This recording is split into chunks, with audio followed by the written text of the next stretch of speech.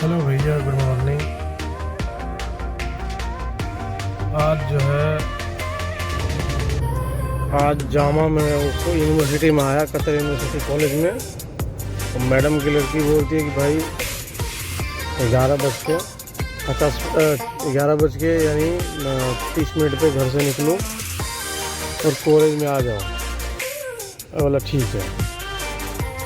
उसको छोड़ के वापस चला गया। बाद में मेरे को कॉल करके बोलती है कि भाई नहीं है, और मैं गाड़ी उसको छोड़ के और गाड़ी में जाके पार्किंग में लगा के कतर यूनिवर्सिटी में उधर सो गया था।